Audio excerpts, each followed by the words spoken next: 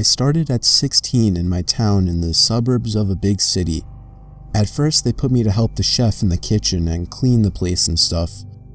2 months later, my boss told me that on the days off of the main delivery boy, I would deliver, and I said yes, of course.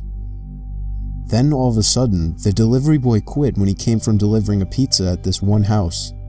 He looked traumatized and shaken, like something with his face and his eyes. He went into my boss's office and they argued for about 15 minutes. Then he came out and said, "Good luck, kid," then told me he had quit. I asked why, and he said, "Just a shitty job, that's all." He then patted me on the back and left. I knew it was something else than just a shitty job, but I didn't think much of it. That was the last time I saw him. So for the next couple of weeks, I was the delivery boy till they could find someone that can deliver pizzas. About 2 weeks into me delivering pizzas, my boss gave me the address to a house, and as usual, I put in the GPS and went over. Watching the sunset while driving over there, I was hoping it'd take 2 minutes tops so I could get home. Unfortunately, it was in the rural side of town, where the houses are like a quarter mile from each other. I stopped in front of the 2-floor house and looked at it. I got the creepiest feels when I stared at it.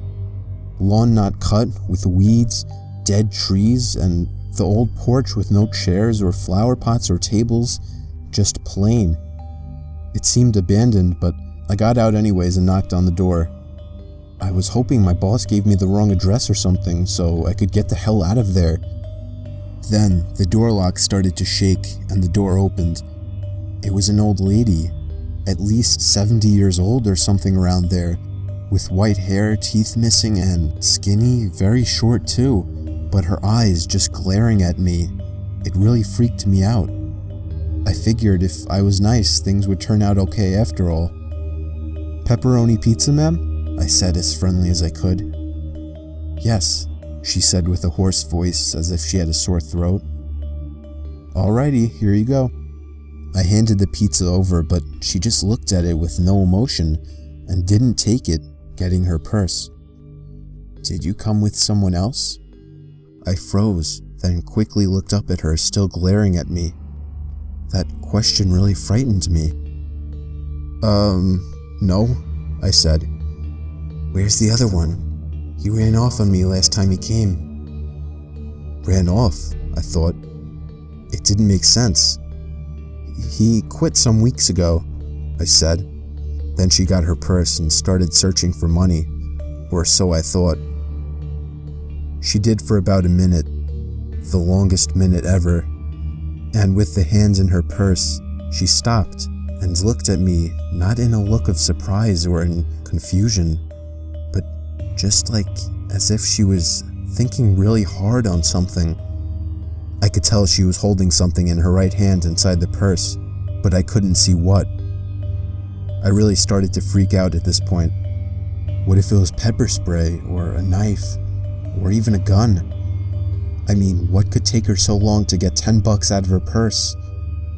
Then, behind her, I saw a shadow, a silhouette of a man coming to the door, and all of a sudden, I heard footsteps crushing the leaves on my left side next to the porch, and a man's deep voice saying, "Hey."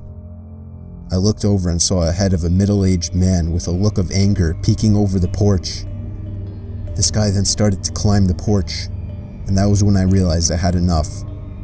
I darted to my car, threw the pizza inside, turned it on, and drove off. I didn't look back as I drove off in the dark. I had to lie and pay for the pizza out of my own pocket, but it was worth it. On the day I quit, I decided to tell my boss what happened that evening, to which he freaked out as well and asked me why I hadn't told him.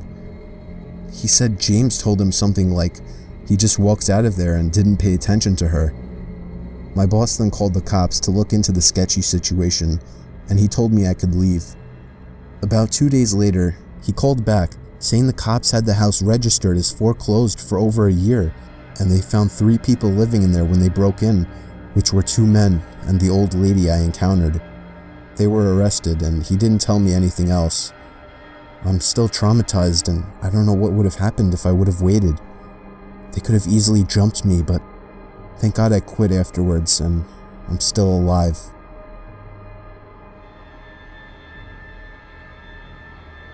I'll never forget the time I was covering my friend's shift at a pizzeria we worked at. He was the delivery boy, while I was usually the one manning the register. On that night, I made 2 real deliveries to normal people. Then, my manager gave me one final delivery for the night. It was 5 miles away, which was a long drive for what I was used to. The GPS told me to turn off the highway into some very quiet town. Somehow, I'd never even heard of this town.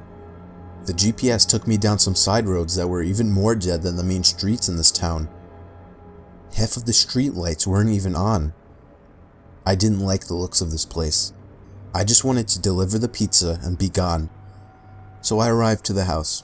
It was a single-floor little thing. I rang the bell, and almost immediately the door swung open. There was an older man, maybe in his upper 50s, that opened the door. His few hairs left on his head were gray, and he had a very pale face with a gray mustache. He gave me a smile and told me he'd be right back. He walked away into his house out of view, and I just stood there in the cold, waiting for him. I was a little uncomfortable with the area, and the looks of the guy answering didn't help. The sound of stomping on the creaky floors inside the house came to the door, as the man appeared back in the doorway with a smile. He said I should come inside where it's warm while I waited. I told him it's okay, but he just started nudging for me to come inside. I cannot justify my actions, but it was like 5 degrees outside. I foolishly stepped inside the sketchy stranger's house. He shut the door behind me and stepped off into another room in a hurry. It wasn't even much warmer in the house. He clearly didn't even have a heating system. I found myself creeping closer and closer to the door as I got more uncomfortable. Then, the man came out of another room and gave me another smile. He opened up a door, apparently leading to the basement. He looked down and told me that he normally leaves his money down there. He asked me to come down there with him, but I refused. Even from where I was standing, I could see it was totally pitch dark down there. And then, what happened next is where it all fell apart. I heard the sound of a creaking step coming from the basement. Somebody else was down there. I decided it was time to go and turned around to open the door, but the man was already right on top of me. I punched him in the face and managed to get him in a hold, but I heard somebody stomping up the basement steps, and I had to get out of there. I pushed the man to the floor, ran outside, got in my car, and drove off without looking back. I told my manager everything, and he called the cops, but I don't know whatever became of that. My manager gave me a couple days off afterwards.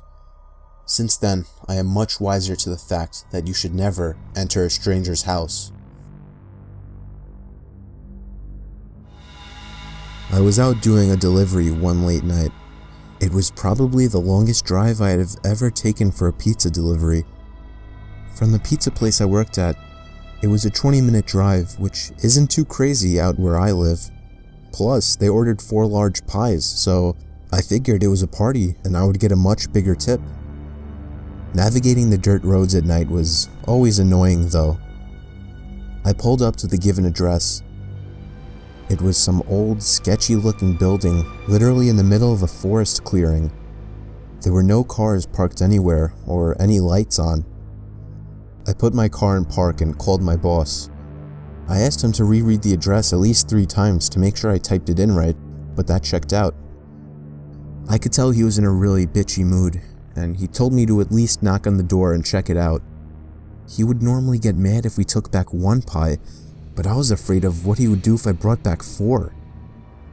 I was insanely unnerved, but got out anyway and forced myself to the front door of the building. There was no doorbell, so I just knocked really hard. I heard nothing and didn't really expect to hear anything. I was extremely disappointed, not because nobody answered the door, but because I was realizing that it was all a waste of time and gas. I knocked one more time out of desperation,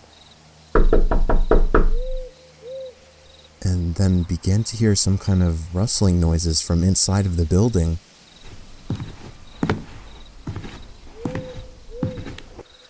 I knocked again and yelled that I was the pizza guy. There was silence now. I felt a bit more uncomfortable now than before. But before I could turn around, I noticed something at the window. There was someone looking through the window. I couldn't tell if it was a man or a woman. All I noticed were their eyes. Their eyes were open wider than I knew possible, staring intently at me. I was disturbed enough by this and dropped the pizzas and ran back to my car. The shitty thing wouldn't start until turning the key for the third time. I drove off the grass and back onto the dirt road, but I felt the car rocking about, shaking and bumping. Something wasn't right. I didn't make it far from the building before I started hearing a sharp scraping sound coming from outside. There was so much resistance that I couldn't even drive. The car came to a stop. I got out of the car to check what the hell was wrong. A chill ran up my spine as I began to feel like my heart was constantly skipping beats. My tires had been slashed and had completely fallen off the rim. Not just the front though. All 4 tires were slashed. I realized somebody did this when I was knocking on the door to that building. Instead of running, I got back in the car and locked the doors. I was so close to that building, I could practically see it from where I was, if it weren't for the trees blocking the view. I dialed 911 and explained everything to the operator. She told me the cops would be over as soon as possible and that I need to stay hidden. I asked her if it was advisable to stay in the car or run, and she told me it would be best to stay in the car with the door locked. She asked me to stay on the line with her until the cops arrived. My whole body was shaking. In all directions, there was nothing but dark, seemingly endless forest. I knew it would take forever for the cops to get there.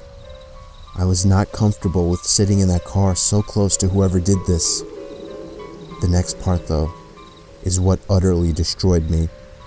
It still shakes me to this day, and I hope nobody ever has to experience this kind of fear.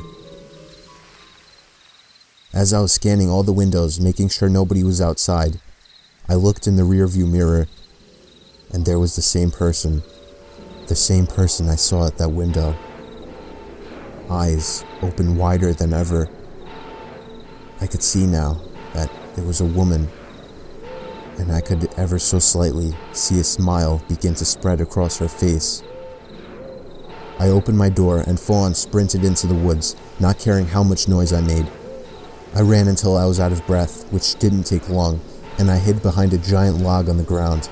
I tried to cover my loud breathing with my hand, as I waited and waited for what felt like hours, until I finally heard sirens in the distance. I gathered up all the stamina I had left to run all the way back in the direction of the dirt road. Eventually, the glowing red and blue lights came into view, and I had never felt better in my life. They were parked in front of my car, investigating with flashlights. I came out yelling at them like a lunatic to help me. I fell to the floor and started to gag, almost throwing up from running so much. They picked me up and began to question me, to which I explained everything to the best of my ability. One of the 2 cars drove over to the building, and the 2 officers began to search the building. They came back with nothing except for a couple of spiky objects. These objects were exactly the same as the ones used to slash my tires. The cops guessed that it was some kind of sick, demented couple, being that I saw the woman, but unfortunately they were never found, and that still kills me to this day. I obviously quit my job right after that and started working at a local grocery store. I know that I'll never forget seeing that woman at the back of my car.